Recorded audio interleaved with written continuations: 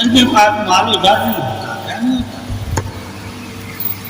ٹھیک ہے، مال و جان، محبت اس کے پاس بھی ہوتی، احساس اس کے پاس بھی ہوتا، ٹھیک ہے، روتا وہ درد اسے بھی ہوتا ہے، ٹھیک ہے، بھوک اسے بھی محسوس ہوتی ہے، کھانے کی طرف وہ بھی بھاگتا ہے، ٹھیک ہے۔ جب ہم جانور کو دیکھیں گے تو ہمیں پتہ چلے گا نا کون سی چیز جانور کے پاس نہیں ہے، یعنی کہ وہ خود سے کسی کی مدد نہیں کر سکتا، ٹھیک ہے، ناج اگا کے کسی کو کھلا نہیں سکتا، ٹھیک ہے، زمین میں ہل نہیں جو سکتا، کوئی باغات نہیں بنا سکتا، اپنی خوراک کو پیدا نہیں کر سکتا، ٹھیک ہے؟ انسان کی خوبی کیا؟ اپنی خوراک کو پیدا بھی کر سکتا ہے، ٹھیک ہے، زمین پہ ہل بھی جو سکتا ہے، باغات بھی لگا سکتا ہے، جو چیز انسان کر سکتا ہے اس سے انسان کی پہچان ہے۔ اللہ نے انسان کو جو طاقت عطا کی ہے وہ جانوروں کو نہیں دی، وہ دولت کو جمع نہیں کر سکتا، اس کی دیکھ بھال حفاظت نہیں کر سکتا، یعنی اس کے آگے چارہ کرے وہ چارے کی حفاظت نہیں کر سکتا، مگر تیرے آگے کوئی رکھے روٹی تو اس کی قدر بھی کرے گا، کیا کرے گا؟ حفاظت کیا ہے؟ قدر کرنا، کسی کی عزت کی حفاظت کر رہے ہو سمجھو اس کی قدر کر رہے ہو تو تم محبت بنے ہو۔ اگر تمہاری نظر میں کوئی اس کی اہمیت نہ ہوتی تو تم اس کے محبت نہ بنتے۔ تم جب کسی کو اہمیت دو گے تو اس کے لیے جان مال سب کچھ لٹانے کو تیار ہوگے، ٹھیک ہے، اور جب اپنے سے بڑھ کر کسی کو اہمیت ہی نہیں دو گے تو تم اس کے لیے کچھ بھی نہیں کرنے کو تیار ہوگے۔ اس لیے اللہ تعالیٰ نے نظام بنایا انسانوں کے لیے اور جانوروں کے لیے، پرندوں کے لیے، ہر کسی کے لیے نظام بنایا۔ جب ہم دیکھیں گے اس میں اشرف کون ہے تو انسان ہی نظر آئے گا، اور انسان کس وجہ سے اشرف ہے؟ مدد کرنے، اس کی وجہ سے عبادت تمہیں مدد کرنا سکھاتی ہے۔ کیا سکھاتی ہے؟ مدد کرنا، یعنی کہ جو ایمان لائے ہیں اللہ اور اس کے رسول پہ وہی تو اللہ کی عبادت کرتے ہیں۔ جب اللہ کی وہ عبادت کرتے ہیں تو عبادت کا کیا مطلب ہے؟ اللہ کی مان کر چلنا، وہ اللہ کے راستے پہ چلتے ہیں، کس کی مان کر؟ اللہ اور اس کے رسول کی، ٹھیک ہے، اس کی مان۔ اب وہ راستے میں جن جن کو مدد کی ضرورت ہوتی ہے ان کی مدد کرتے ہیں تاکہ وہ منزل ہمارے ساتھ آئے۔ کمزور ہیں تو کھڑے ہو جائیں، سہارا بننا۔ اللہ ہی کیا کہتا ہے؟ میں سب سے زیادہ پسند کس کو کرتا ہوں؟ جو سہارا بنتا ہے۔ جانور کسی اور مخلوق کا سہارا نہیں بنتا، تو سہارا بننے کے لیے اپنے آپ کو مارنا پڑتا ہے اور دوسروں کو کا بوجھ اٹھانا پڑتا ہے۔ خود سے جانور خود سے بوجھ نہیں اٹھاتا، مگر جانور بوجھ اٹھانے والا ہوتا ہے۔ اس پہ کوئی بوجھ ڈالے یعنی کہ انسان کا بوجھ اٹھانا اس کا کام،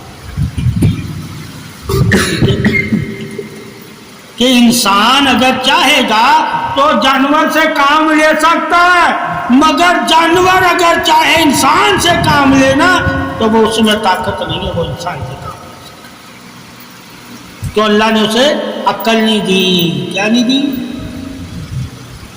عقل نہیں دی۔ انسان کو کام کے لیے عقل دی کہ تم کام لے سکتے ہو کسی کی طاقت سے۔ اب طاقت اور عقل میں فرق رکھنا ہے، کیا رکھنا ہے؟ اگر طاقت کی طرف دیکھا جائے تو جانور ہم سے زیادہ طاقتور ہے، ٹھیک ہے، مگر ہمیں اللہ نے عقل اور علم دیا جس کی وجہ سے ہم ان سے اشرف ہیں کہ ہم اسے اتباع تابع کر لیتے ہیں اور اسے بوجھ اٹھانے کے لیے تیار کرتے ہیں۔ اسی وجہ سے حدیث میں کہ تمہارا نفس ایک جانور کی مانند ہے، ٹھیک ہے، اسے سکھاؤ بوجھ اٹھانا۔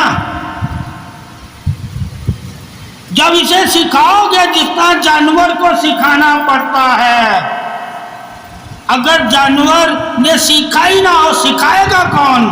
کہا انسان۔ جانور خود سے سیکھتا نہیں ہے، جانور خود سے نہیں سیکھتا، اسے سکھانا پڑتا ہے۔ اسی لیے کہتے ہیں تمہارا نفس کبھی نہیں سیکھے گا، تو یہ جانور کی مانند ہے، جب تم اسے سکھاؤ گے تو یہ سیکھے گا، اور جسے تم سکھا رہے ہو اس سے تم نے کام لینا ہے۔ اس لیے کیسے ایمان کی رسی کے ساتھ باندھ کے رکھنا، اسے آزاد نہ رکھنا۔ اگر تو اسے ایمان کی رسی سے اپنے نفس کو نہیں باندھے گا تو یہ سرکش ہے، یہ مرضیاں کرے گا، اور اگر ایمان کی رسی سے تو نے اپنے نفس کو باندھا ہوگا تو یہ مرضی نہیں کر پائے گا، تو اسے جیسے چاہے گا ویسے اسے چلائے گا۔ جس کھیت سے تو نے اسے کھلانا ہے تو کھلائے گا تو یہ کھائے گا۔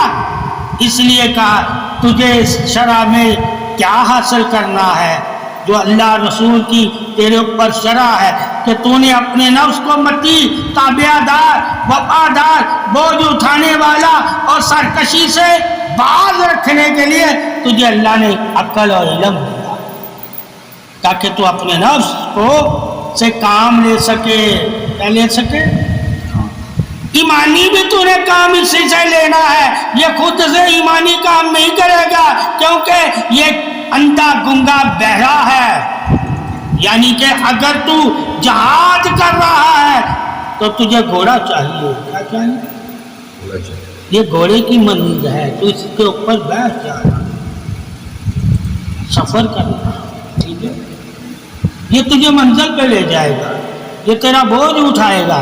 تو نے کبھی بھی اپنا آپ بوجھ نہیں اٹھانا، اسی لیے تو اللہ نے کہا ہے میں نے جس نفس کو جتنی طاقت دی ہے وہ اتنا ہی بوجھ اٹھاتا ہے۔ یہ نہیں کہا جتنی طاقت دی ہے وہ اتنا ہی ایمان رکھتا ہے،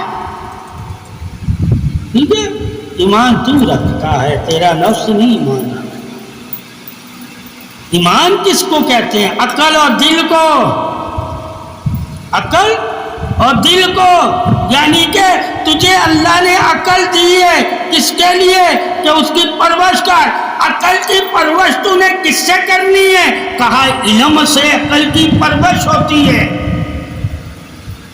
عقل کی پرورش کس سے ہوتی ہے؟ علم سے۔ جب ہمارے پاس دین کا علم ہوگا تو پرورش ہم عقل کی کر رہے ہیں تو عقل کو کیا ملے گا؟ اس پرورش سے نور ملے گا، عقل تیری روشن ہو جائے گی، اور جو روشن عقل ہوتی ہے اسے عقل سلیم کہا جاتا ہے، اسے عقل سلیم، یعنی کہ عقل وزیر ہے، بادشاہ دل ہے، اور دل میں نور عقل سے نہیں پیدا ہوتا، محبت سے پیدا ہوتا، ٹھیک ہے، یعنی علم سے روشنی ہر کوئی حاصل کر سکتا ہے، علم سے روشنی ہر کوئی کر سکتا ہے، یعنی کہ ہر کوئی علم سے کام لے سکتا ہے، مگر محبت یعنی اللہ رسول کی محبت کی میں کام کرنا ہر کسی کا کام نہیں ہے، وہ وہی کام کرے گا جس کے دل میں محبت ہے۔ اب بہت سے لوگ محبت میں کام کرتے ہیں، کیا کر؟ اب بہت سے نافع اور نقصان دیکھ کے کام کرتے ہیں، وہ عقل والے ہوتے ہیں، کیا عقل والے، وہ دلیلوں کی وجہ سے کام کرتے ہیں، جو انہیں دلیل اچھی لگتی ہے اسے مان کر اس پہ کام کرنا شروع کرتے ہیں۔ اور جن کے دلوں کا حساب ہوتا ہے وہ دلیل کو نہیں دیکھتے، وہ ذات کو مان کے کام کرتے، ذات کو، ایک صفت کو مانتا ہے، وہ وزیر ہے تمہارا عقل، علم اللہ کی صفت ہے، اور محبت اللہ کے نور ہے، یعنی ذات سے تعلق رکھتی ہے۔ اس لیے محبت میں ذاتی گواہی دینا لازم ہے کہ میں اللہ، رسول اور مولا علی سے محبت کرتا ہوں۔ اب یہ ذاتی گواہی دینا دین میں کیا کہتے ہیں کہ میں دین سے محبت کرتا ہوں۔ دین کیا ہے؟ تمہاری اصلاح۔ دین کیا ہے؟ تمہاری اصلاح۔ اور محبت کیا ہے؟ تمہاری کامیابی۔ اب اصلاح کے لیے اللہ نے علم دیا، کامیابی کے لیے اللہ نے محبت دی۔ کامیابی کے لیے کہ وہ لوگ کامیاب ہیں جو محبت کرتے ہیں اللہ رسول سے، یعنی کہ انعام انہوں نے پا لیا۔ کیا انعام پا لیا؟ نور۔ اللہ نے ان کے دلوں کو نور سے روشن کر دیا، اور اللہ کا نور ہی مومن کے لیے اللہ کا انعام ہے، کیونکہ نور ہوگا تو نور والوں میں شامل ہوگا۔ انعام والوں میں وہی شامل ہوتا ہے جس کے دل میں نور ہو، اور جس کے دل میں نور نہ ہو وہ انعام والوں میں شامل نہیں ہوتا، وہ منافق اور کافروں میں شامل۔ اس لیے کہتے ہیں گناہ کرنے سے، ظلم کرنے سے کیا حاصل ہوتا ہے؟ کہا عذاب، اس وجہ سے کیونکہ یہ تمہارے گناہ تمہارے نور کو کھا جاتے ہیں، تمہارے سینے کا نور ختم کر دیتے ہیں۔ اس لیے اسلام میں اصلاح کیا ہے؟ تو نے گناہ سے رکنا ہے، یہ تمہاری اصلاح ہے۔ اگر تمہاری کسی نے اصلاح کی ہوگی تو تم گناہوں سے رکے گا، اور اگر تو انعام والا ہوگا تو سات گناہوں سے رک کر انعام والوں میں شامل ہو جائے گا، ٹھیک ہے؟ اور اگر صرف گناہوں سے ہی رک رہا ہے اور انعام والوں میں شامل ہی نہیں ہو رہا تو اللہ نے تجھے نور نہیں عطا کیا، مگر علم کی وجہ سے تو نافع اور نقصان سے واقف ہو گیا، اس لیے تو نے دیکھا جھوٹ میں نقصان ہے، تو نے جھوٹ چھوڑ دیا، ٹھیک ہے؟ گناہ کرنے سے نقصان ہوگا میرا، لوگوں میں بدنام ہوگا۔ یہ جو دنیا کی بدنامی کی سوچ سے جو گناہ چھوڑتے ہیں ان کا مقام اور ہے۔ اللہ انہیں کہتا ہے ان کو میں دنیا کی وجہ سے عزت دوں گا، انہوں نے دنیا میں عزت پائی، اور جو اللہ رسول کی وجہ سے گناہ چھوڑتے ہیں وہ آخرت میں عزت پائیں گے۔ کیا پائیں گے؟ یعنی کہ صحت، گناہ بیماری ہے، گناہ بیماری ہے۔ بہت سے لوگ گناہ اس لیے نہیں کرتے کہ ہمیں اس سے مرض لاحق ہو جائیں گے، جسمانی، کون سے؟ جسمانی۔ انہوں نے علم لے لیا کہ یہ کھانے سے یہ مرض پیدا ہوگا، یہ کھانے سے یہ مرض پیدا ہوگا، اس لیے وہ خوراکیں بھی علم سے پوچھ کے کھاتے ہیں۔ مگر ہم علم بھی جانتے ہیں، محبت بھی جانتے ہیں، ہم خوراک علم سے بھی پوچھتے ہیں، پھر یہ بھی پوچھتے ہیں اس خوراک سے اللہ کا نبی بھی راضی ہوگا یا نہیں؟ تو ہم کھانے میں بھی اللہ کے نبی کو راضی کر رہے ہوتے ہیں، وہ کھانے میں اللہ کے نبی کو راضی نہیں کرتے۔ اس لیے ہم جب کھانا کھاتے ہیں تو سنت کے طریقوں سے کھاتے ہیں، اس سے اللہ اور رسول راضی ہوتا ہے، وہ سنت کے طریقوں سے نہیں کھاتے۔ مگر ان کو بھی پتہ ہے کہ کھانا کون سا کھانا ہے جو ہمیں زیادہ کھائیں گے ہم بیمار ہو جائیں گے، وہ ڈر سے، بیماری کے ڈر سے وہ کھانے چھوڑ دیتے ہیں۔ ہم اللہ کے ڈر سے ایسے کھانے چھوڑ دیتے ہیں جو ہماری صحت کے لیے نقصان دہ ہوتے ہیں، وہ اللہ کے ڈر سے نہیں چھوڑتے، مگر اپنے جو جسم میں مرض مبتلا ہوگا، یعنی کہ جس سے ان کے جسموں کو مرض لاحق ہوں گے، وہ اس مرض کے ڈر سے کھانا چھوڑ دیں۔ تو اسلام میں یہ بھی دیکھنا کہ علم سے نفع لینے والے تمہیں کافر، ہندو، عیسائی، سکھ، یہودی ہر کوئی مل جائے گا، انہوں نے علم سے نافع لیا۔ محبت رسول اور محبت خدا، یعنی اللہ رسول کی محبت میں کوئی عمل کر کے انہوں نے نافع نہیں لیا، کیا نہیں لیا؟ ان کے دلوں میں محبت نہیں ہے، ڈر ہے۔ کس چیز کا ڈر ہے؟ بیماری کا ڈر، ٹھیک ہے، کمزوری کا ڈر، بڑھاپے کا ڈر۔ اس ڈر کی وجہ سے وہ اپنی غذائیں اچھی رکھتے ہیں، اپنی غذائیں۔ ہم ڈر کی وجہ سے، کس کے ڈر کی؟ اللہ رسول کے ڈر کی وجہ سے، کہ کہیں وہ نہ اللہ ہم سے ناراض نہ ہو جائے، اس کا رسول ہم سے ناراض نہ ہو جائے، اس ناراضگی کے ڈر سے ہم ایسی چیزیں کھانا چھوڑ دیتے ہیں جس سے ہمارے دلوں میں سہی پیدا ہو، گندگی پیدا ہو، بیماری پیدا ہو ہمارے جسموں میں۔ وہ یہ چیزوں کی وجہ سے نہیں چھوڑتے کہ کہیں اللہ کا رسول ہم سے ناراض نہ ہو جائے، اس لیے میں کھانا کم کھا رہا ہوں۔ ہمارے کھانے کے بارے میں حدیثوں میں لکھا ہے کہ محمد صالحین اولیاء اللہ کھانا کس کے لیے کھاتے تھے؟ تاکہ ہم اللہ کی عبادت کر سکیں، اللہ کی راہ میں چل سکیں، ہم جہاد کر سکیں، ہم بوجھ اٹھا سکیں۔ کس کے لیے؟ اللہ کے۔ تو مسلمان کا کھانا پینا صرف اللہ کے لیے ہوتا ہے، اور باقی جو ایمان نہیں لائے ان کا کھانا پینا صرف نفس کے لیے ہوتا ہے، کیونکہ انہیں اللہ رسول کا پتہ ہی نہیں ہوتا، وہ ایمان نہیں لائے۔ کھانا انہیں بھی نفع دیتا ہے، کھانا ہمیں بھی نفع دیتا ہے، کھانا ان کو بھی بیمار کرتا ہے، کھانا ہمیں بھی بیمار کرتا ہے۔ اس لیے فطرتاً ہر انسان بیمار بھی ہوتا ہے، تندرست بھی ہوتا ہے، مگر ہم بیماری اور تندرستی دونوں اللہ کی طرف لے جاتے ہیں کہ اللہ کی طرف سے آئی ہے، اللہ کی طرف سے، ٹھیک ہے۔ تو پھر ہم کیا کرتے ہیں؟ اللہ نے پھر کیا کہا؟ جب تو میرے طرف آئے گا تو میں بیماری بھی تیرے لیے اجر بنا دوں گا، بیماری بھی تیرے لیے اجر بنا دوں گا، مگر ان کی بیماریاں ان کے لیے اجر نہیں بنتی، کہ وہ جانتے نہیں ہیں کہ اللہ نے بیمار ہونے والے کو کیوں بیمار کیا ہوا ہے۔ جب وہ بیماری کے بارے میں جانیں گے کہ اللہ کیوں بیمار کرتا ہے، اللہ کہتا ہے میں غافل تمہیں نہیں دیکھنا چاہتا، غافل نہیں دیکھنا چاہتا،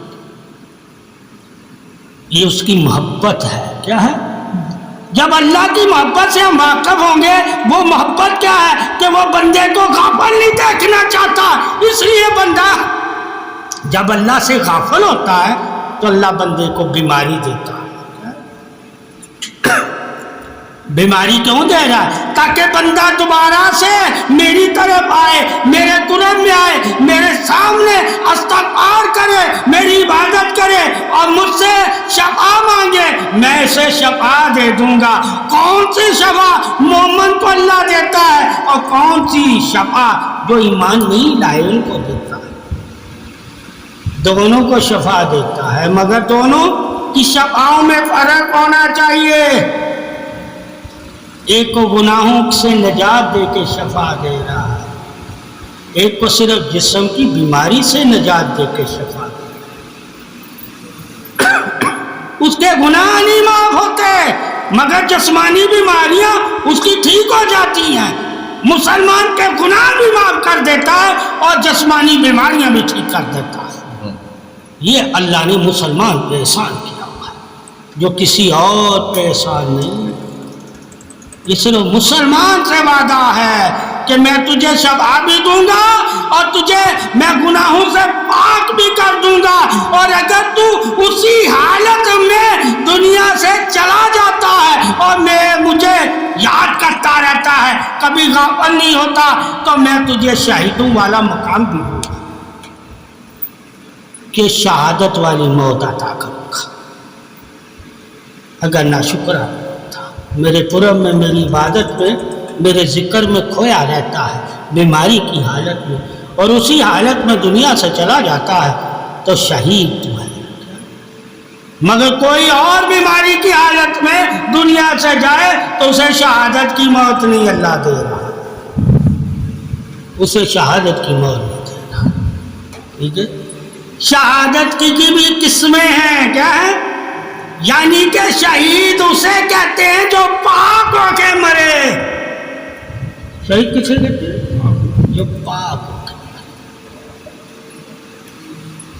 جس کو اللہ پاک گناہوں سے نجات دے کے پاک کر دیتا ہے، اور وہ جب اس میں ملک الموت لینے آتا ہے اس کے نفس کو، تو اللہ تعالیٰ اسے پاک کر دیتا ہے، وہ پاک موت مرا ہے۔ اللہ اس کا حساب نہیں لے گا، کیونکہ گناہ ہی اس کے معاف کر دیا۔ یہ بھی معصوم کے درجے میں آتے ہیں۔ کیا ہوتے ہیں؟ معصوم کے درجے، پاک ہو کے۔ ٹھیک ہے، اللہ پھر انہیں معصوموں کے ساتھ اٹھائے گا، ساتھ ہو۔ یہ معصوم ساتھ کے، ایک معصوم سردار کے لیے علم کا۔ اب معصوموں میں سردار کس کو کہنا ہے اور معصوموں میں پاک کس کو کہنا ہے؟ ایک صرف پاک ہے، سردار نہیں ہے۔ ایک پاک بھی ہے اور سردار بھی ہے، ایک معصوم بھی ہے، سردار بھی ہے۔ یہ اسلام ہے، کیا ہے؟ کہ تو صحابہ کی عظمت حق بیان کر کہ صحابہ معصوم بھی ہیں مگر سردار نہیں ہے۔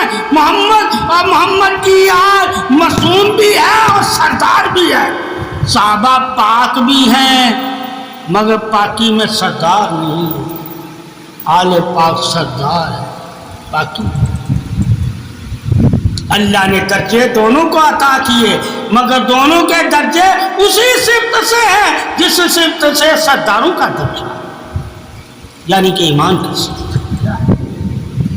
ایمان کی صفت وہ کون سی ہے؟ جس کو نور کہتے ہیں، کہ نور کی وجہ سے تو مجھے بھی سردار کہہ سکتا ہے، مگر جس کے پاس زیادہ نور ہوگا اسے تو اپنے سے بڑا ہی سردار کہے گا۔ اللہ نے نور بھی ہر کسی کو جیسا نہیں عطا کیا، اس لیے نبی کا ہمسایہ بھی ہر کوئی نہیں ہوگا، ورنہ سارے صحابی ہمسائے ہوتے ہیں، مگر کوئی دور بھی نہیں ہوگا۔ ہر جگہ یہاں کے جنت کے کسی درجے میں بھی ہوگا تو اسے اللہ کا نبی نظر آئے گا، وہ سمجھے میرے قریب ہی ہے۔ مگر یہ کب سمجھے گا؟ جب علم معرفت حق یعنی تب تصوف دین اسلام نور حق سے واقف ہوگا۔ جہاں جہاں تک نور ہوگا اسے نور کی وجہ سے ہر کوئی قریب نظر آئے گا۔ اس کی وجہ سے قریب نظر آ رہا ہے جو اللہ نے اسے نور عطا کیا۔ اگر اس کے پاس نور نہ ہو تو اس کی نظر ہی کام نہیں کرے۔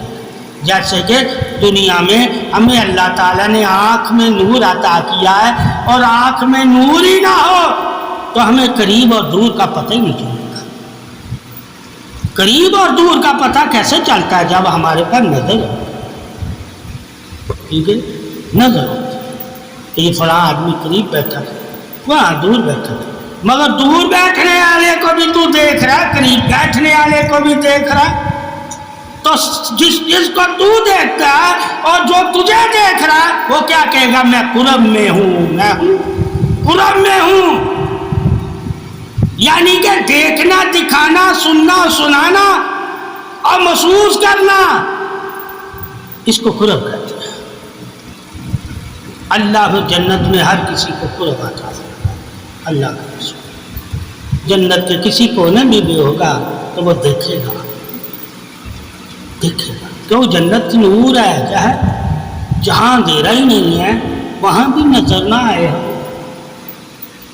اس لیے کہتے ہیں جب تک تمہارے دلوں کو اللہ روشن نہیں کرتا، یعنی کہ نور نہیں عطا کرتا، تمہیں باطن نظر ہی نہیں آئے گا. کیونکہ ظاہر بھی اللہ کے نور کی بدولت، یعنی کہ جو تمہاری عقل اور آنکھ میں اللہ نے نور دیا ہے تمہیں، اس نور کی بدولت ہی تم دیکھ پاتے ہو. تو دماغ میں بھی ہے، کیا ہے؟ آنکھ میں روشنی جو آتی ہے تمہیں، وہ تمہارے دماغ کی وجہ سے آتی ہے. اگر پیچھے کی وینیں بند ہو جائیں تو آگے صرف آئینہ ہے. کیا ہے؟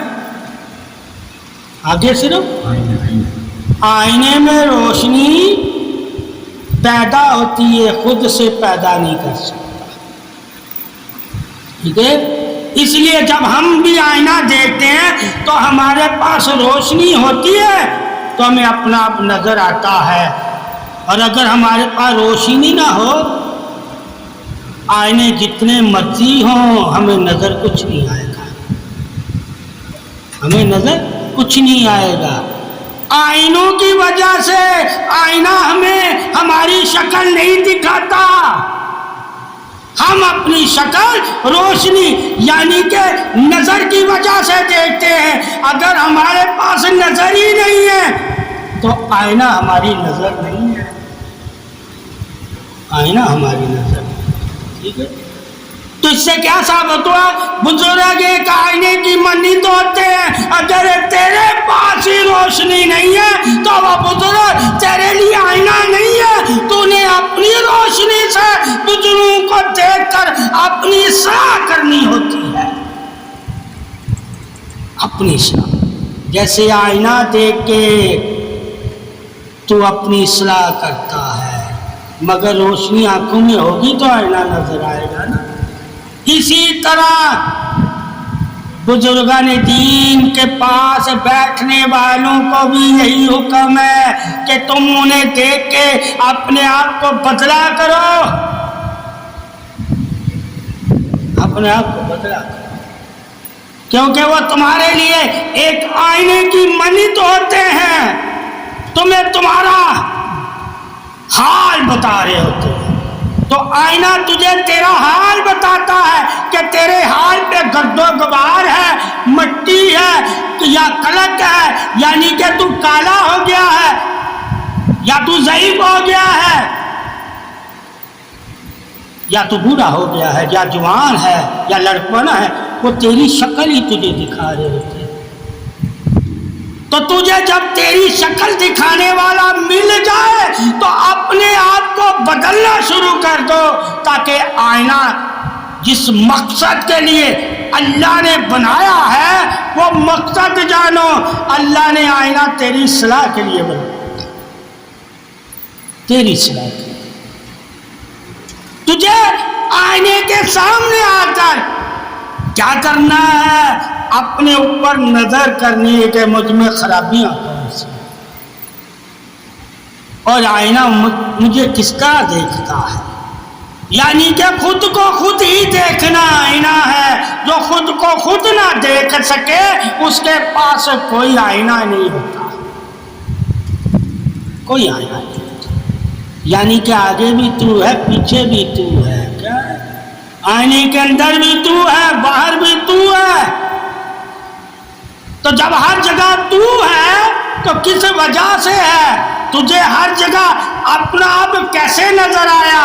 کہا مجھے اللہ نے نظر دی تھی تو مجھے نظر آیا کہ وہ بھی میں ہوں، یہ بھی میں ہوں، مگر ایک آئینے میں ہے اور دوسرا آئینہ ہے. تو بزرگان دین میں انسان خود کو جو کیوں دیکھتا ہے؟ اپنی اصلاح کے لیے. ہم اپنی اصلاح کے لیے جب دیکھیں گے اپنے آپ کو کسی بزرگ یعنی کہ کسی کے دل سے یعنی کہ آئینے سے، تو اپنے آپ کو اگر نہیں سنوارتے تو ہم اندھے گونگے بہرے ہی رہیں گے. جب ہم اندھے گونگے بہرے رہیں گے تو اس سے کیا ثابت ہوا کہ آئینہ میں جو تیری تصویر ہے وہ تجھ سے گفتگو بھی کرتی ہے. کیا کرتی ہے؟ وہ تجھ سے گفتگو بھی کرتی ہے. ٹھیک ہے.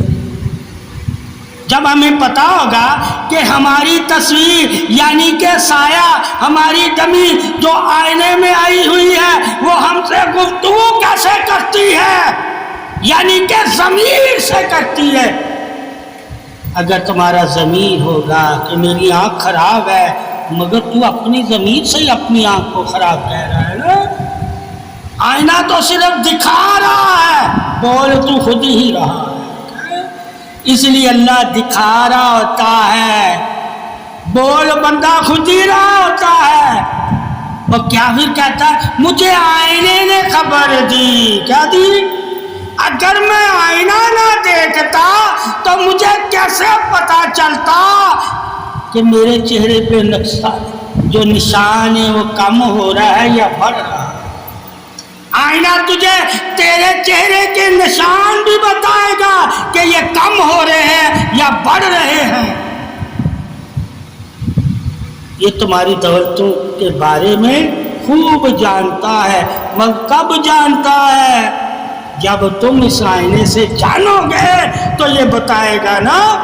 جب تو اس کے سامنے نہیں آئے گا، اس سے پوچھے گا نہیں، اس کا روپ ہی نہیں اپنا تو اس میں دیکھے گا تو یہ تجھے بتائے گا. اس لیے کہتے ہیں اپنے آپ کو تلاش کرنا ہے تو آئینوں میں تلاش کرو، مگر ڈرو کہیں یہ ٹوٹ نہ جائے، ورنہ بکھرے رہو گے. کیا رہو گے؟ ورنہ بکھرے رہو گے، پھر کبھی جڑ نہیں سکو گے جب ٹوٹ جائے گا آئینہ. ٹھیک ہے. وہ کون سا آئینہ جب ٹوٹ؟ دل جب ٹوٹ جاتا ہے تو پھر جڑتا نہیں ہے. ٹھیک ہے. اس لیے دوستی کو آئینہ، ہیرا، تانبا سب کی مانند کہا گیا ہے، مٹی کی مانند بھی کہا گیا ہے. ٹھیک ہے. اب دوستی تو ہر نفس سے کر سکتا ہے. ہر نفس دوستی چاہتا ہے، چاہے وہ ہندو کا نفس ہے، عیسائی کا نفس ہے، جانور کا نفس ہے. دوستی کس کو کہتے ہیں؟ نرم دل ہو جانا. کیا ہونا؟ نرم ہو جانا، نرم دل ہو جانا. ٹھیک ہے. اب جب تو نرم ہوگا، نرم دل ہوگا تیرا، جس کے لیے ہوگا وہ تیرا دوست ہو جائے گا. اگر تو اللہ کے لیے نرم دل کر لے گا تو اللہ تیرا دوست ہوگا. اب تو نے یہ دیکھنا کہ میں نے اپنے دل کو کس کے لیے نرم کیا ہوا ہے.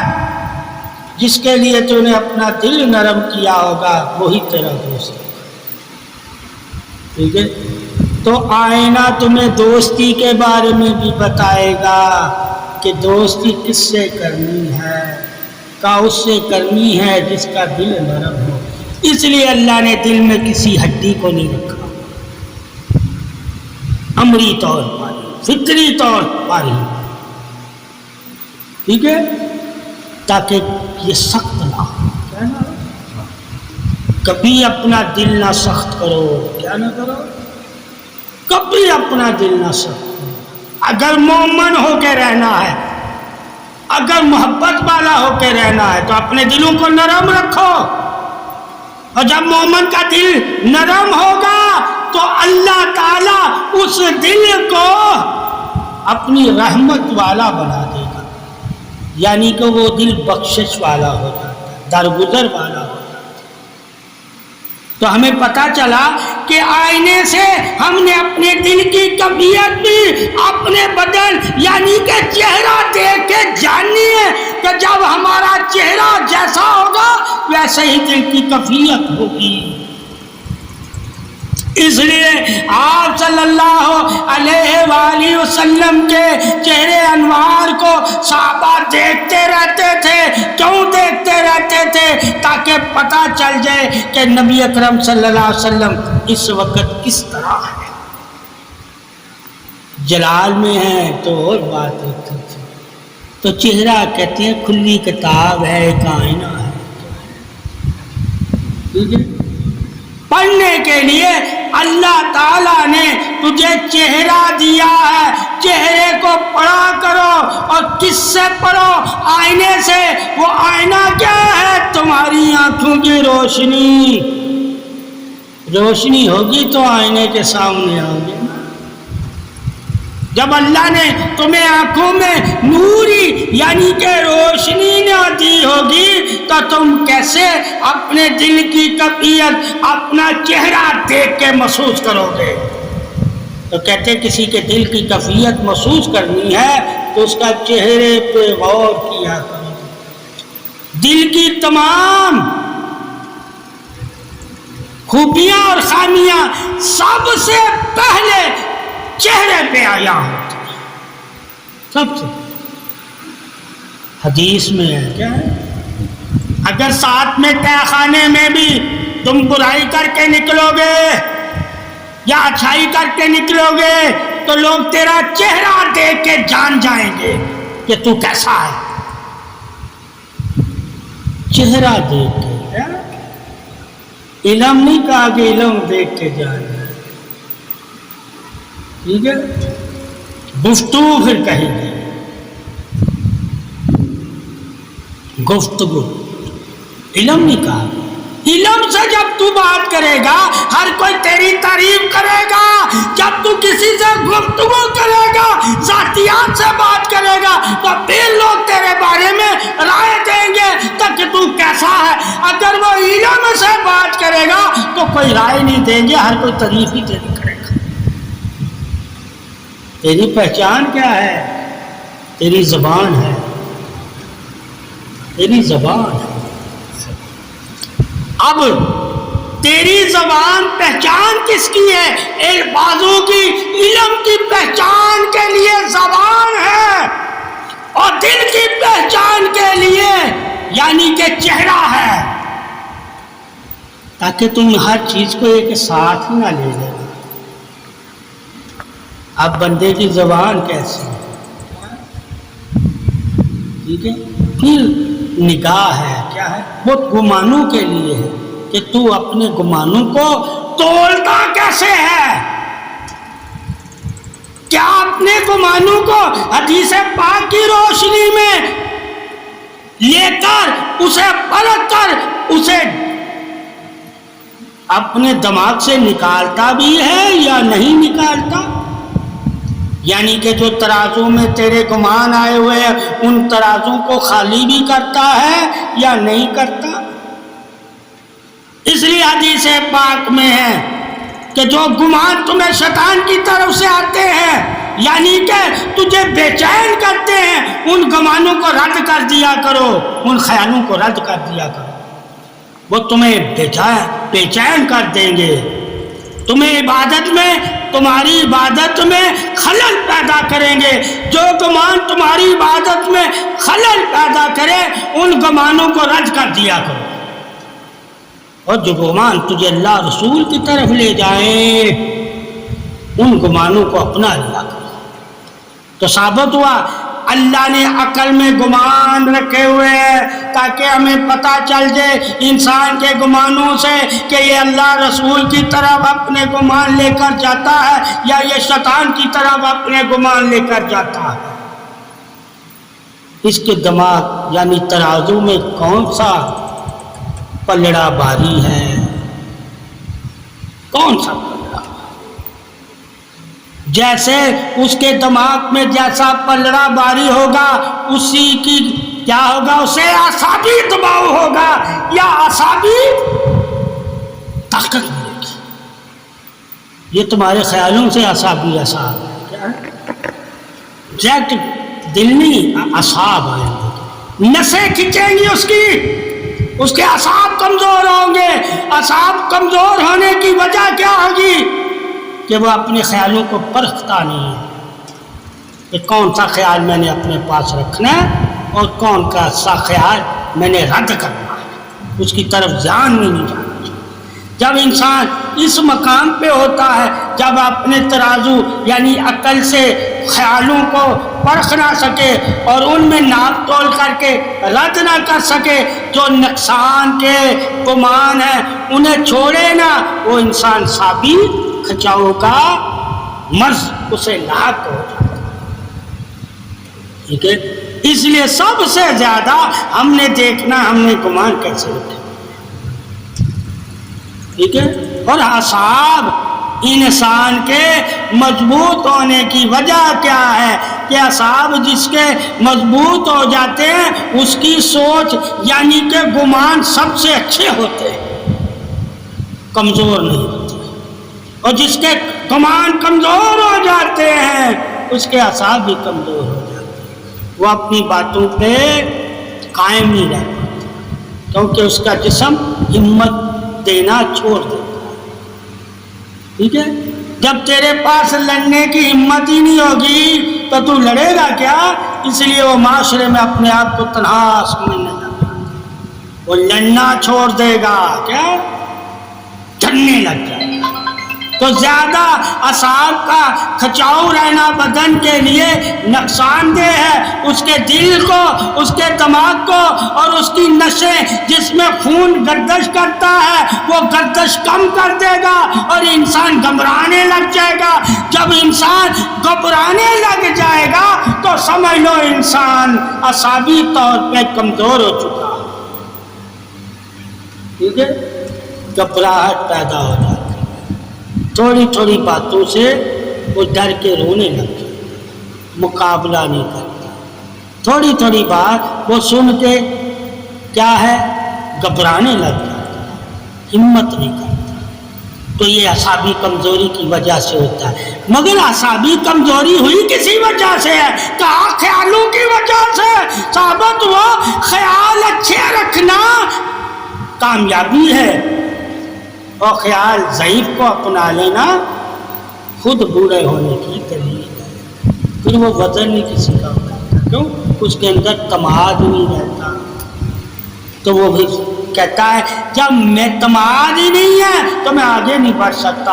انسان کو زندگی میں، دین میں، علم میں، عمل میں، خیرات میں، برکت میں، عزت میں، عبادت میں، قرب میں، نظر میں، شفقت میں، درگزر میں، محبت میں، عدل میں جو آگے چیز بڑھاتی ہے وہ طاقت ایمانی ہوتی ہے، اور ایمانی طاقت کے لیے جسمانی طاقت کا ہونا لازم ہے۔ اس لیے تو صحابہ اکرام نے کہہ دیا ہم بوڑھے ہو گئے ہیں، اب ہم تلوار نہیں اٹھا سکتے، مگر یہ تو نہیں کہا کہ ہمارے ایمان بوڑھے ہو گئے ہیں، ایمان تو سدا ہی جوان رہتا ہے۔ ٹھیک ہے، اعصاب بوڑھے ہو گئے، کیا ہو گیا؟ ٹھیک ہے، تو بندہ اعصابی طور پہ کمزور ہو جاتا ہے، ایمانی طور پہ بندہ کمزور نہیں ہوتا۔ ایمان اس وقت بھی اسے کہہ رہا کر، مگر اعصاب کہہ رہے اب تو اس قابل نہیں ہے، اللہ نے تجھ کو نرمی دے دی ہے، کیا ہے؟ پھر اللہ کی طرف سے بھی تمہارے جب اعصاب کمزور ہو جاتے ہیں تو آسانیاں تمہیں دین میں مل جاتی ہیں، وہ پھر ان آسانیوں کو لے کر دین میں قائم رہتے۔ اگر وہ آسانیاں نہ ہوتی تو ہو سکتا ہے وہ دین میں قائم ہی نہ رہتے۔ اس لیے کہتے ہیں اللہ غفور الرحیم ہے، بندے کی حیثیت دیکھ کر بندے کو حکم دیتا ہے، بندے کی طاقت دیکھ کے بندے سے کام لیتا ہے، بندے کو علم دے کے کام لیتا ہے۔ کام اللہ نے ہی لینا ہے، اور دوسرا کس نے لینا ہے؟ تیرے نفس نے اور شیطان نے تجھ سے کام لینا ہے۔ ایک نے تجھ سے گمراہی کا کام لینا ہے، ایک نے تجھ سے فلاح کا، کامیابی کا کام لینا ہے۔ ٹھیک ہے، اسی لیے کہتے ہیں صوفیاء کرام کو ایک آنے کی مانند سمجھا کرو اگر اپنی صلاح کرو، اور اپنی کمزوریوں کو دیکھا کرو کہ مجھ میں کیا کیا کمزوریاں ہیں، اور ان کمزوریوں کو اپنے صوفیاء کرام کو بتایا کرو تاکہ وہ آسانی سے تمہیں ایسی غذا، ایسا علم، ایسی عبادت، ایسے طریقے اور ایسی غذائیں بتا سکے جس سے تو جسمانی اور ایمانی طور پر طاقتور ہو سکے۔ وہ تمہیں طاقت کے نسخے دیں گے۔ کیا دیں گے؟ یعنی کہ اگر تجھے برسات کی ضرورت ہے تو وہ برسات بتائیں گے کہ برسات کیسے ہوتی ہے، اگر تجھے پھل کی ضرورت ہے تو بتائیں گے پھلدار درخت کیسے بنتا ہے، اگر تجھے کسی بھی نور کی ضرورت ہے تو وہ بتائیں گے نور کیسے ملتا ہے۔ ہر علم ان سے حاصل کرنا جو تمہارے لیے انعام ہو۔ انعام والا بننے کے لیے اپنے آپ کو دیکھنا لازم ہے۔ جب تم اپنے آپ کو دیکھو گے تو اپنے آپ کو کی صلاح کر سکو گے۔ اسی لیے اللہ نے قرآن میں کہا ہے انہی لوگوں کے لیے ہدایت ہے جو اپنے نفسوں کو دیکھتے ہیں، اور جو اپنے نفسوں کو دیکھ کے پہچان جاتے ہیں، اللہ کہتا ہے وہ مجھے جان جاتے ہیں کہ میں ان کا رب ہوں۔ وہ کبھی شرک نہیں کرتے۔ جو اللہ کو جان کر شرک کرے وہ سب سے بڑا کم وقت ہے۔ اللہ کو جو جان گیا اللہ کہتا ہے وہ شرک سے پاک ہو گیا۔ تو یہ بھی جاننا ہے کہ اللہ تعالیٰ کو جاننے کے لیے، اللہ کو ماننے کے لیے، اللہ کی رضا کو حاصل کرنے کے لیے، اللہ کے قرب میں بیٹھنے کے لیے، اور اللہ سے علم لینے کے لیے، اور اللہ کی پاکی حاصل کرنے کے لیے، اور اللہ سے شفا پانے کے لیے، اور اللہ سے کی حفاظت کو اپنانے کے لیے ہم اللہ والوں کے پاس آتے ہیں۔ اگر وہ ہمیں اللہ کی پناہ میں نہ لیں، پناہ کے طریقے نہ بتائیں، اور پناہ حاصل کرنے کے بارے میں نہ بتائیں، تو ایسے لوگ اللہ والے نہیں ہوتے۔ یہ شان ہے اللہ اور اللہ والوں کی کہ اللہ تجھے ساری خبریں دے گا، اور جب تو اللہ والے کے پاس آئے گا تو وہ بھی تجھے خبریں دے گا۔ عمل کرنا نہ کرنا تیری مرضی ہے، مگر بتانا ان کا فرض ہے، بتانا ان کا۔ اب طاقت کے حساب سے عمل بھی ہے کیا؟ مگر ایک عمل ایسا ہے کہ ہر حال میں ہے، یعنی کہ نماز والا۔ باقی طاقت کے حساب سے زکوٰۃ دینے کی طاقت ہے تو ٹھیک ہے، مگر نماز میں طاقت نہیں دیکھی۔ کیا نہیں دیکھی؟ اگر آنکھوں کے اشارے سے بھی تو نماز پڑھ سکتا ہے تو پڑھ، آنکھوں کے اشارے سے، ہونٹوں سے، آنکھ نہیں کام کرتی تو ہونٹوں کے اشارے سے، سر کے اشارے سے، ہاتھوں کے اشارے سے، یعنی کہ اشارے سے بھی نماز تو نے پڑھنی ہے، وہ معاف نہیں ہے۔ جب اسلام کی حقیقت سے مومن واقف ہوگا تو ایسے بزرگوں کو، ایسے ولیوں کو ولی نہیں کہے گا جو نماز ہی نہ پڑھتے ہیں۔ نماز پھر وہ سمجھے گا اللہ کی محبت بندے کے ساتھ کب ہوتی ہے؟ جب وہ اللہ کی عبادت کرتا ہے۔ وہ محبت اللہ کی کیا ہے؟ کہا وہ کہتا اشارہ ہی کر لے، میں تجھے نمازیوں میں کھڑا کرتا ہوں۔ محبت اللہ کے لیے ہوتی ہے، اشارہ کیا ہے؟ اللہ پھر اپنی جو اللہ سے محبت کر رہا ہوتا ہے اس کے اشاروں سے بھی واقف ہوتا ہے۔ زبان نہیں ہے، اس لیے کہتے ہیں جن سے بے پناہ محبت ہو جائے پھر بولنے کی وہاں ضرورت نہیں ہوتی۔ ایمان بولنے کی ضرورت نہیں ہوتی.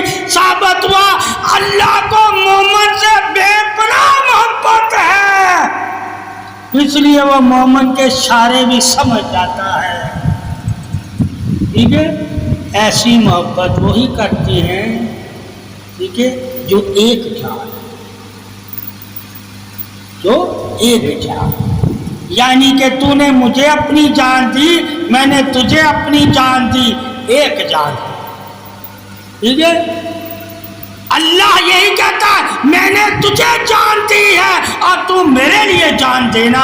جب اس ایمان یعنی ایسا ایمان رکھ کر اللہ سے محبت کرتے ہو تو اللہ تمہارے دیکھنے سے بھی سمجھ جاتا ہے.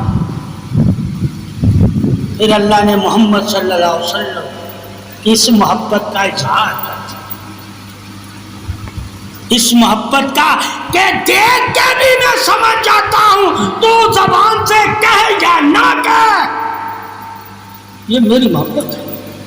ٹھیک ہے، آپ صلی اللہ علیہ وسلم کا بار بار آسمان کی طرف دیکھنا اللہ سمجھ گیا.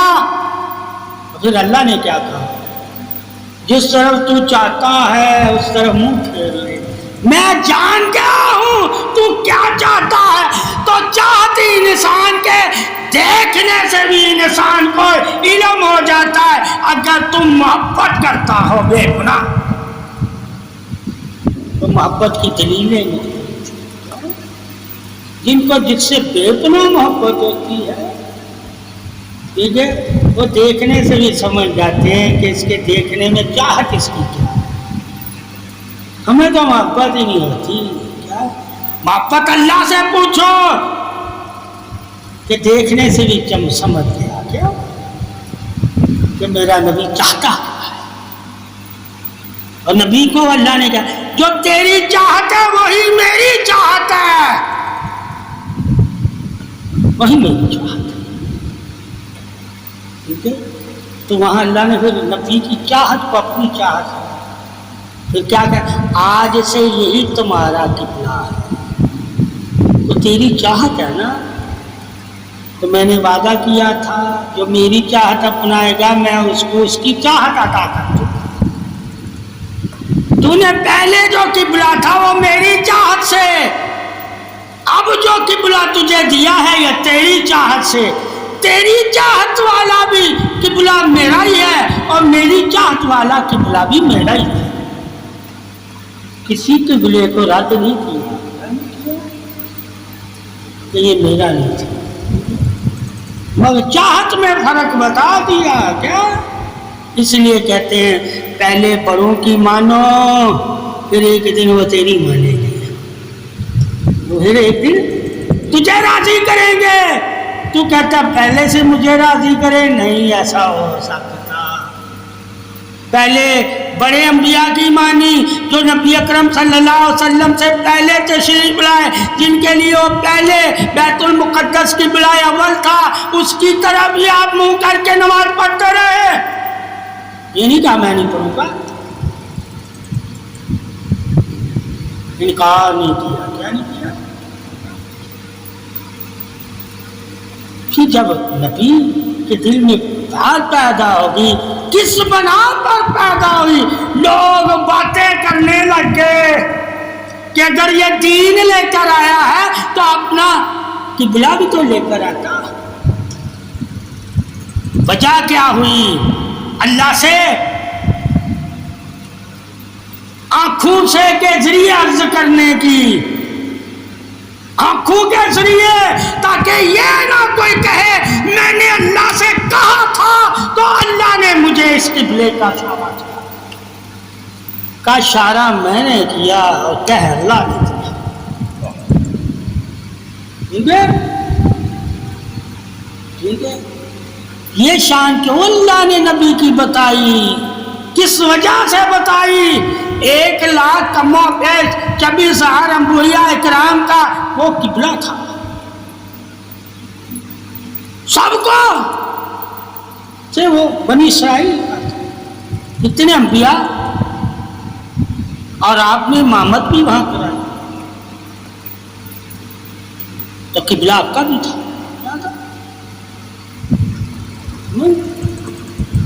انبیاء کی امامت آپ نے خانہ کعبہ میں نہیں کبھی کروائی، انبیاء کی امامت بیت المقدس میں ہوئی۔ تو انبیاء کے حساب سے دیکھیں تو 1,26,000 کم و بیش انبیاء اور رسول بیت المقدس میں آپ کے پیچھے نماز پڑھ رہے ہیں اور آپ کی امامت کا اعلان کر رہے ہیں، خانہ کعبہ میں نہیں پڑھ رہے، مگر فضیلت کس کو دی؟ نہ امام کی وجہ سے، امام کی چاہت کی وجہ سے، کہ وہ جو چاہ رہا تھا آسمانوں کی طرف بار بار تیرا دیکھنا، اللہ کہہ رہا ہے میں جانتا ہوں، تو اسی طرح منہ پھیر لے، تو اسی طرح یہ نہیں کہا نماز توڑ کے لوگوں میں اعلان کر، کیا کر اعلان نہیں کروایا،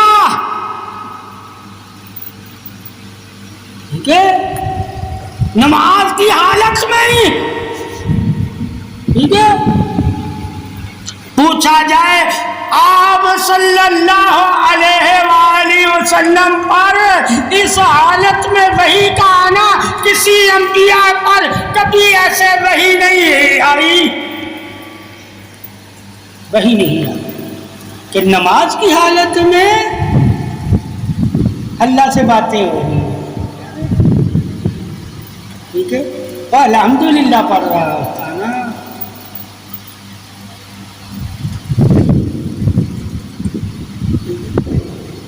اب یہ جو ہے یہ گمانی اور خیالی اور نکاحی گفتگو، اس کے بارے میں جب ہم عالم و دین سے پوچھیں گے کہ نماز کی حالت میں ایسی گفتگو کرنا اللہ سے جائز ہے یا نہیں ہے، یہ گفتگو صوفیاء اکرام نے اللہ کے رسول سے سیکھی ہے،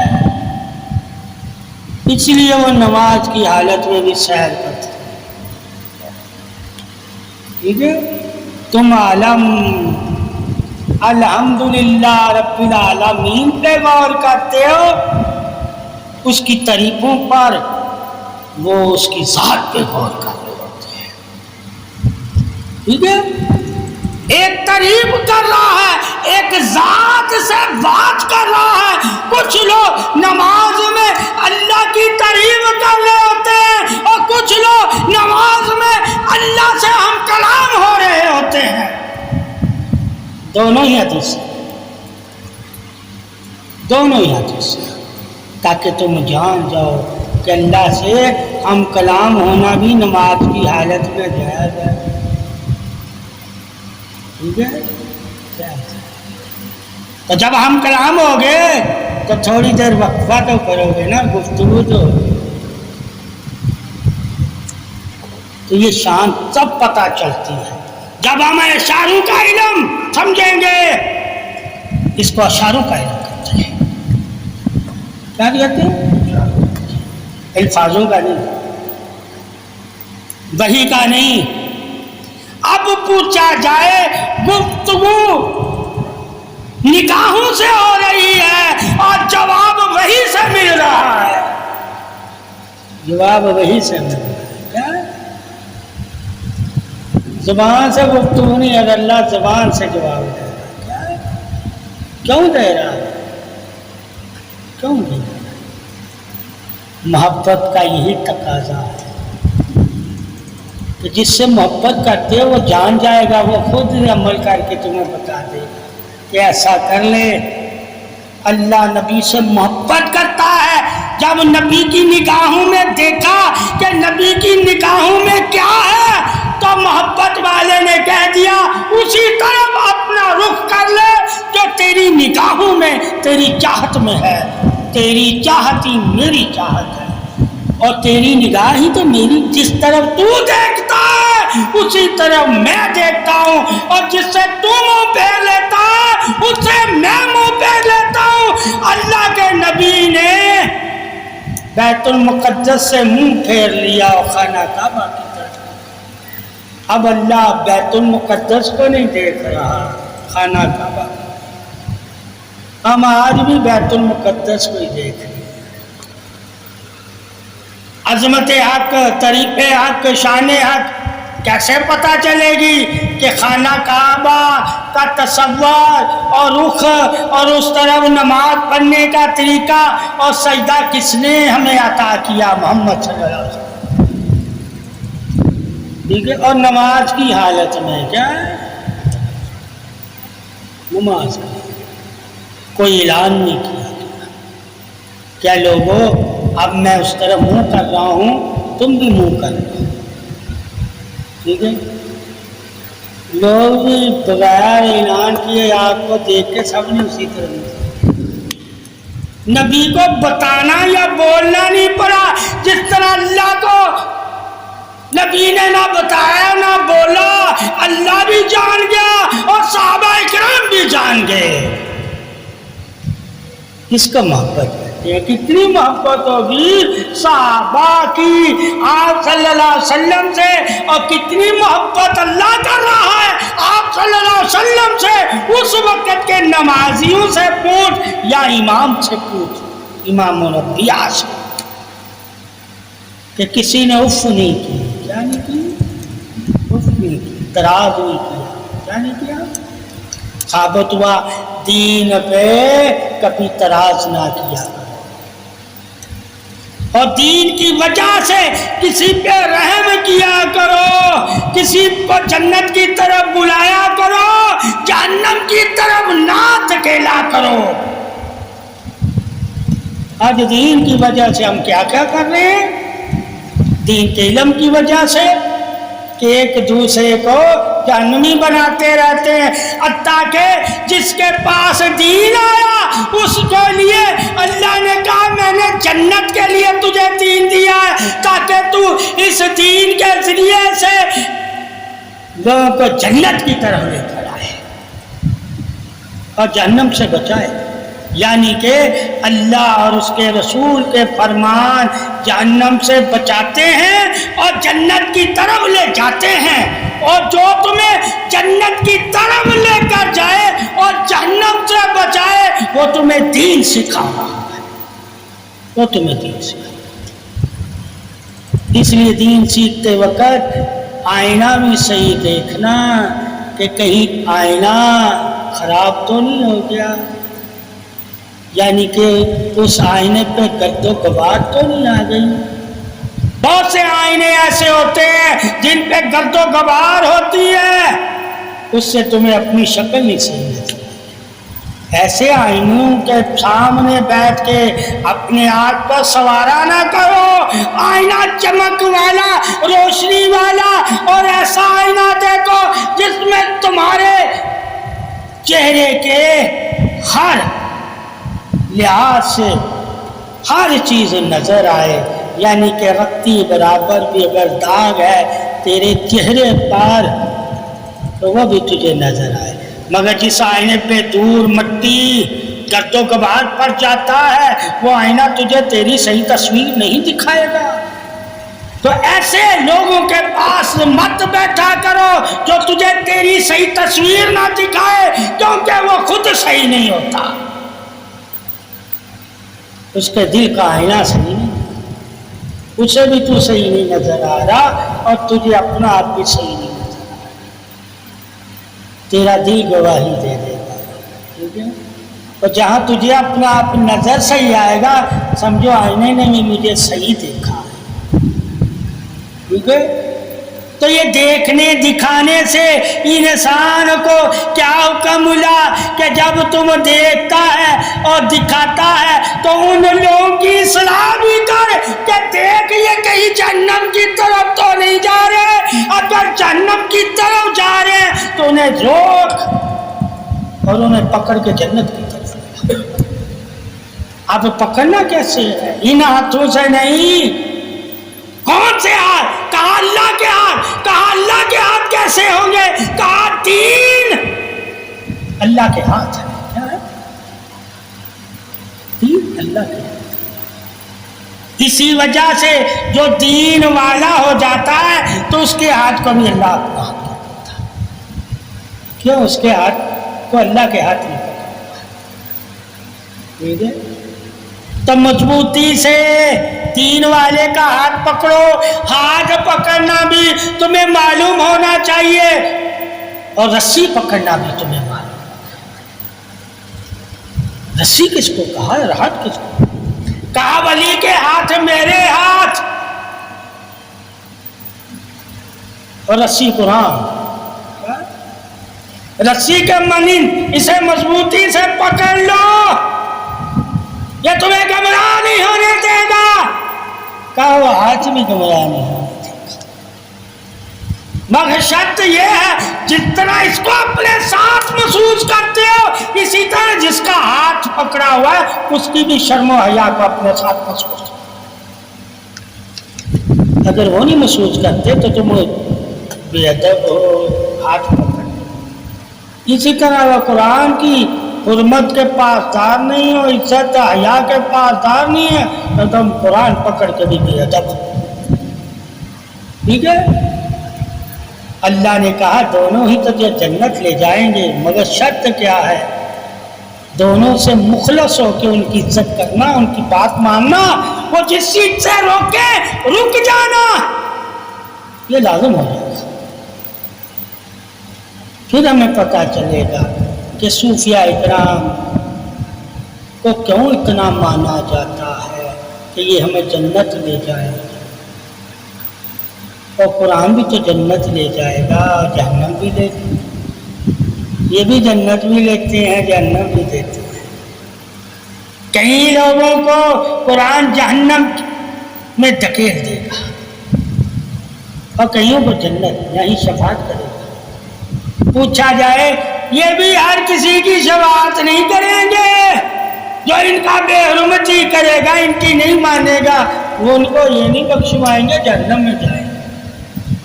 اللہ نے عظمت بتا دی اپنے قرآن کی اور اپنے دوستوں کی کہ میرے دوستوں کا میری بارگاہ میں کیا مقام ہے اور میرے قرآن کا میری بارگاہ میں کیا.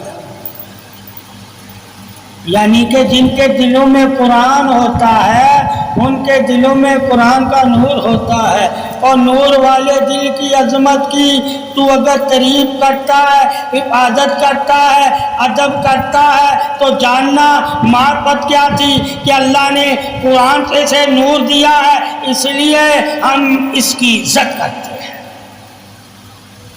تو جب تو صوفیاء کرام کے سینوں کے نور سے واقف ہوگا، اس نور کو کس وجہ سے اللہ نے نور کہا ہے تو تو قرآن سے واقف ہوگا.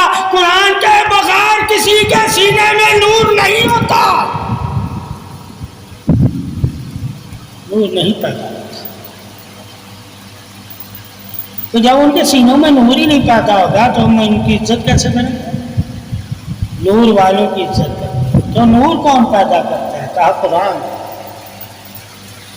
تو قرآن نور کب پیدا کرتا ہے؟ جب اس سے محبت ہو جاتی ہے. اب محبت شرط ہو گئی، کیا ہوگی؟ وہ تمہارے لیے آسان ہو جاتا ہے. جب تک محبت نہیں ہوتی وہ تمہارے لیے آسان ہے.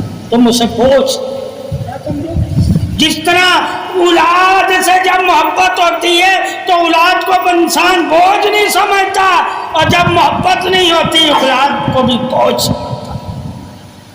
ٹھیک ہے؟ یہ فطرت ہے، فطرت ہے. اسی طرح دین میں جب محبت ہو جاتی ہے تو دین کے حکم یعنی اللہ رسول کے حکم سے ہم جو بھی کرتے ہیں اسے راحت کے لیے کرتے ہیں، اس کو کہتے ہیں ہماری راحت ہے، ہم اس سے گھبراتے نہیں ہیں. جان مال دینے سے بھی نہیں گھبراتا. کیوں نہیں گھبراتا؟ محبت ہو گئی ہوتی ہے. محبت تمہیں کیا سب سے پہلے شرف بخشے گی، تیرے دل سے گھبراہٹ کو دور کر دے گی، اور چاہت کی وجہ سے تو خوش ہونے والا ہو جائے گا. اس کی دلیل عبادت نہیں، عبادت کس کی دلیل ہے؟ وحدت کی، وحدت کی محبت کیا ہے یہ جاننا فرض ہے. ٹھیک ہے؟ اللہ کے آگے سجدہ ہم کرتے ہیں، اللہ سے مدد مانگتے ہیں، کیوں؟ اللہ وحدہ لا شریک ہے، اس کے علاوہ کوئی سجدے کے لائق نہیں. مگر محبت میں تو اللہ کہتا ہے دوسرے بھی شریک ہیں. رسول سے بھی محبت کرنا، علی سے بھی محبت، ماں باپ سے بھی محبت کرنا، ٹھیک ہے، بہن بھائیوں سے بھی محبت کرنا، ٹھیک ہے، بیوی اور بچوں سے بھی محبت کرنا، ٹھیک ہے. مگر عبادت میں کہتا ہے صرف میرے علاوہ کسی بھی نہیں کرنا، میرے علاوہ. کہا شرک اس نے ایک طرف رکھا ہوا ہے، ٹھیک ہے، محبت میں شرک نہیں رکھا، کہ کسی ایک سے ہی کرنا، میرے علاوہ کسی سے نہ کرنا ورنہ شرک ہو جائے گا. ٹھیک ہے، میرے علاوہ کسی کو نہ دینا ورنہ شرک ہو جائے گا. عبادت کا اور مقام ہے، ایک دوسرے کی مدد کرنے کا اور مقام ہے، ایک دوسرے سے محبت کرنے کا اور مقام. ٹھیک ہے، ہم ماں باپ کی کوئی عبادت نہیں کر رہے ہوتے، اگر عبادت کریں گے شرک ہوگا. یعنی کہ محبت شرک سے پاک ہوتی ہے، مگر عبادت میں شرک ہو سکتا ہے کسی اور کی کرو گے تو. ٹھیک ہے، مگر محبت تو خود خدا کہتا ہے جو مجھ سے کرتا ہے وہ میرے نبی سے بھی کرتا ہے، مگر عبادت نہیں کہتا جو میری کرتا ہے وہ میرے نبی سے بھی کرے. ٹھیک ہے، نبی بھی میری ہی عبادت کرتا ہے. اس لیے صوفیاء کرام محبت کو ہی ایمان نور حق کا لبادہ سمجھ کے محبت میں ہی وہ ڈوب جاتے ہیں. آپ بات کریں، انہیں پھر شرک محبت میں نظر ہی نہیں آتا. تو محبت میں شرک ہوتا تو اللہ اپنے علاوہ کسی اور سے محبت کرنے ہی نہ دیتا. جس طرح اللہ اپنے علاوہ کسی اور کی عبادت نہیں کرنے دے رہا، کہا شرک کرو گے. مگر محبت میں تو اللہ نے اجازت دی ہے، کیا دی ہے؟ تو سنی زیادہ تر محبتاً، یہ نظر و نیاز، یہ محبتاً دیتے ہیں راضی کرنے کے لیے. حدیث پاک میں جو آیا ہے کہ تمہارا کسی کو کھانا کھلانا تمہارے بڑوں کا خوش ہو جانا. اور تمہارے بڑے کون خوش کر رہا ہے؟ دنیا سے جو قبر کی زندگی کو اپنایا ہوا ہے وہ قبر میں خود سے خوش نہیں ہو سکتا، اللہ اسے خوش کرے گا تو وہ خوش ہوگا. یعنی کہ تم جب نیکی کرتے ہو تو اللہ اپنی طرف سے اس بندے کا درجہ بڑھا دیتا ہے. جب وہ درجہ بڑھتا ہے تو وہ خوش ہوتا ہے کہ ہمارے کسی جاننے والے نے ہمارے نام سے کوئی نیکی. ارے نیکی کو تو اللہ کے لیے کرنی ہے نا، اور نیکی ہی تو قبر میں جائے گی تو نور بنے گا. ٹھیک ہے، روٹی قبر میں جا کے نور نہیں بنے گی. تو یہ جو ہم خیراتیں، صدقہ، دعوتیں، یہ نیازیں کرتے ہیں، یہ کس وجہ سے کرتے ہیں؟ نیک کام سمجھ کے، عبادت سمجھ کے اللہ کی نہیں کرتے. اس لیے اس میں ہم اپنے بڑوں کا نام لے لیتے ہیں مگر عبادت میں اللہ کا ہی لیتے ہیں کہ ہم اللہ کی عبادت کرتے ہیں. یہ محبت ہم کر رہے ہیں. تو جب محبت میں کوئی چیز کرو گے تو اس میں تمہارے بڑوں کا نام لے جاتے اس میں. ٹھیک ہے، تاکہ پتہ ہو کہ تم محبت میں.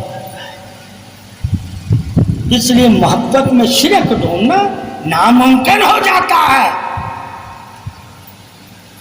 مگر جو اللہ کے علاوہ کسی اور کی عبادت کرے ایسا شرک ہر جگہ نظر آ جاتا ہے، ٹھیک ہے؟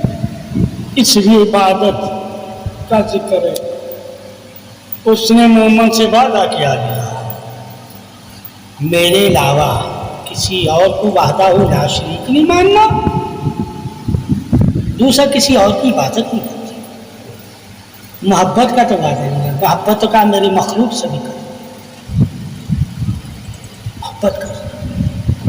جو چیز کرنے کا حکم ہے اس میں شرک نہیں ہے، وہ تو اللہ کی رضا ہے، اللہ کی رضا۔ تو محبت اللہ کی رضا کے لیے کرنا محبت پروردگار ہے، نفس کی چاہت اور رضا کے لیے محبت کرنا شرک ہے۔ ثابت ہوا محبت میں بھی شرک ہے، مگر اگر نفس کی مان کے تو کرتا ہے تو وہ محبت میں بھی تمہیں دھوکہ دیتا ہے۔ شرک اصل میں کس کو کہتے ہیں؟ دھوکے کو۔ جو تمہیں دھوکہ دیتا ہو سمجھو وہ شرک کر رہا ہے، وہ شرک کر رہا ہے، دھوکے کو شرک ٹھیک ہے؟ کہ جانتا بھی ہے کہ اللہ نے مجھے پیدا کیا ہے، پھر بھی اس کی پیدا چیزوں جو اس نے کی ہے ان کے آگے سجدہ کر رہا ہے، تو دھوکہ ہی رہے گا نا اپنے آپ کو، ٹھیک ہے؟ اپنے آپ کو جو دھوکہ دیتا ہے وہ بھی شرک ہی کر رہا ہے، ابھی شرک ہی کر رہا ہے۔